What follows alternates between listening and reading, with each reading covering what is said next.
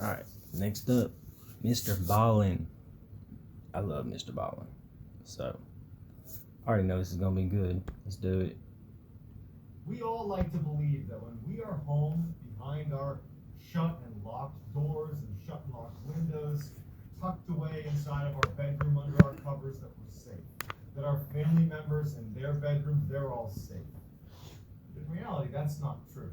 Most of the time it is, and most of the time that illusion of safety is enough that you don't think about it very often, that someone actually could probably break into your house if they wanted to. Not all houses. Some people are much more prepared than others.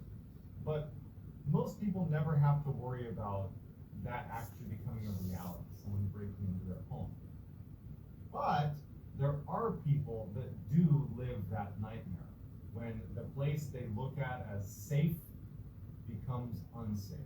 Today's story is about someone who believed they lived in a safe house, in a safe neighborhood. But in a moment's notice, that illusion was shattered. Before we get into today's story, if you are a fan of the strange, dark, and mysterious told in story format, well, then you've discovered the right channel, because that's all I do. I upload 3 to 4 times a week. So if that's your style and you might be interested in something like that, I would encourage you to please gently incinerate, gently incinerate, gently incinerate, keep it together, here we go. Please gently incinerate the like button and then subscribe to my channel and turn on all post notifications so you don't miss any of those weekly uploads. All right, let's get into today's story. In 2017, a woman had just moved in to a beautiful home in Northern California that was just outside the suburbs. It was in kind of a more rural area. There wasn't any street lights. She did have neighbors, but they were pretty far away from where she was actually staying. But she loved it, and it was this beautiful area. She'd go outside at night on her porch, and she'd look up, and because there wasn't much light pollution, she could see the stars, and she just loved it. And even though she didn't see her neighbors very often, she knew them. They were older. They were really nice. It was just like a really warm, welcoming neighborhood, albeit people enjoyed their space, but it was safe. And it was a place that she truly loved and didn't expect to move anytime soon. Later that year, in the winter, she got home from work one day. She had a long shift. She was exhausted. And she pulls into her driveway, and when she steps out, she immediately smelled cigarette smoke. She didn't smoke. She didn't think her neighbors smoked. It was not a high traffic area. I mean, they're in kind of this rural part of Northern California. And her street, the only people that really ever went on it were her and her neighbors. And so she was thinking, like, who was smoking near my house? But it was really, really foggy this day. She could barely see, even when she was pulling into her driveway, she could only see what her headlights had illuminated on her house.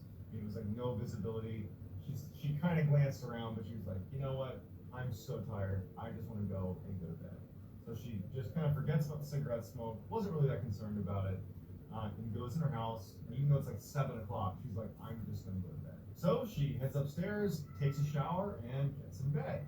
A couple hours later, she wakes up because she thinks she hears something on her first floor. At the time, she had a close friend that was taking classes in the city, but working outside of the city, and sometimes didn't have enough time to get back to his house to shower and clean up before work. And so she'd actually given him a set of her keys so that at odd hours when he was going between classes and work, he could just take a wild guess it's not him. Take a shower, get changed. It was just a lot easier for him, and they were close enough, it wasn't a big deal. But he always texted her before he came to her house as a courtesy. Hey, I'm going to be there, taking a shower, using your house just for a minute. And they rarely actually ran into each other because his hours were so strange. So when she wakes up and hears commotion downstairs, the first thing she does is check her phone for a text message because she's assuming that it's her friend who's just, stopped by to use the shower or change or whatever he's going to do. So she reaches over to her bedside table, grabs her phone, and she opens it, and it blinded her because she's just woken up. And she kind of squinted at her phone. His storytelling is so good. If there was any unread messages from him or not, and she just put her phone down and decided she would yell out. Just a lot faster than trying to read his text message. Don't do that. She yells out to him, and there's silence downstairs. And she yells out again, hey, is that you? And there's silence. And all of a sudden, she hears very loud footsteps running across the first floor, charging up the stairs. She instinctively leaps out of bed, runs into her closet, which is right across from her bed. Closet. And as soon as she's literally stepping into the closet, she can hear whoever was downstairs now is in the hallway upstairs. And so the layout upstairs is there's a bedroom on the left, a bedroom on the right of the hallway, and straight ahead at the end there's a bathroom. And the 2 bedroom doors were shut. The bathroom door was open.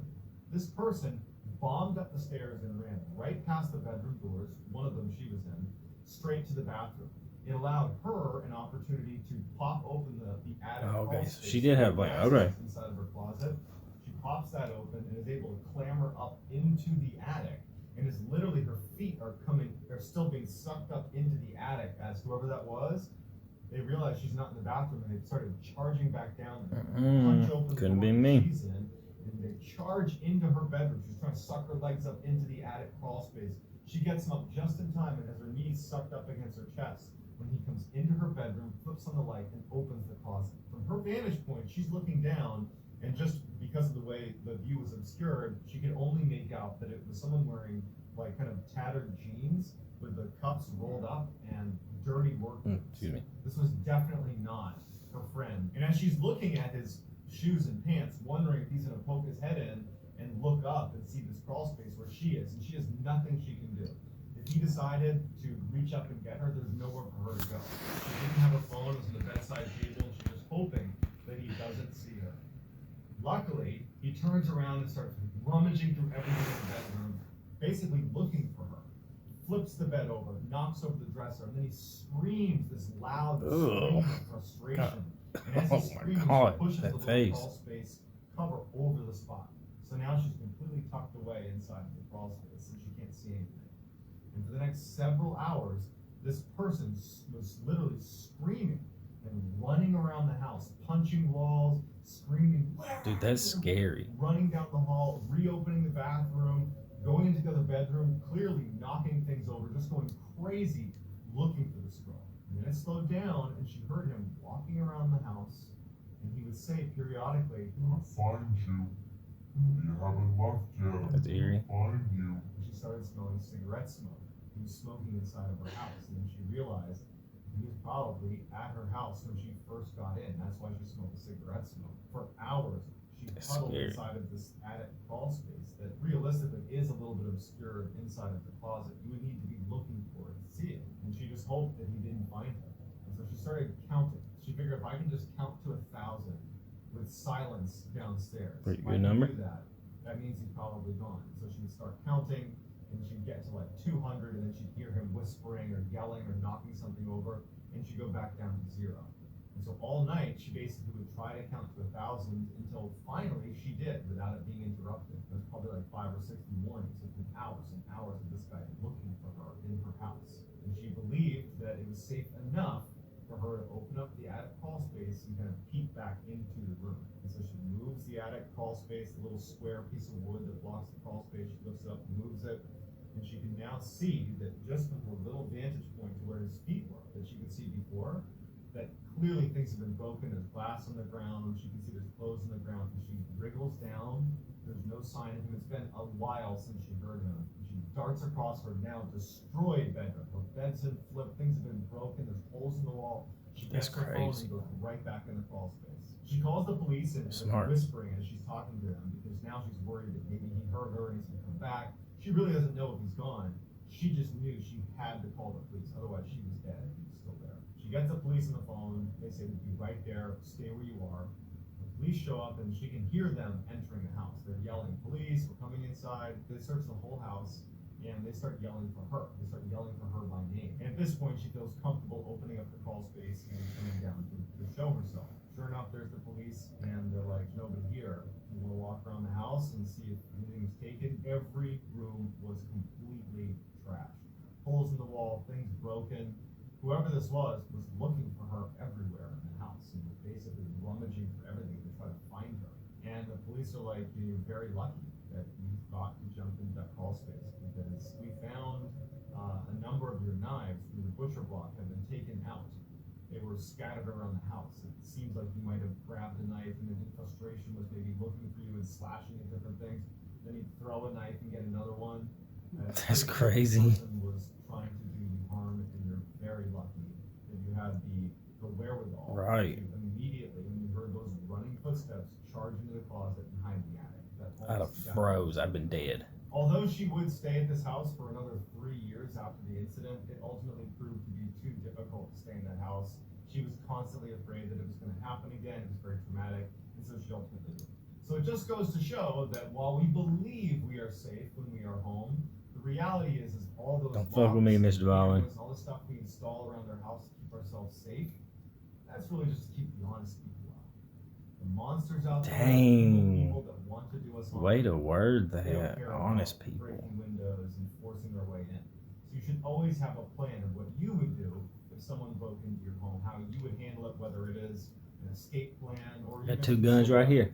You should do something to protect yourself and have a plan in case the worst case scenario happens to you. So that's going to do it, guys. If you enjoyed the story today, if you would, please That's crazy. incinerate the like button and then also Incinerate. Got it right that time. turn on all post notifications so you don't. You got the word right that time. That's awesome. Oh, that's crazy though. Wow. Mr. Ballen's gonna give me nightmares. Alright, guys.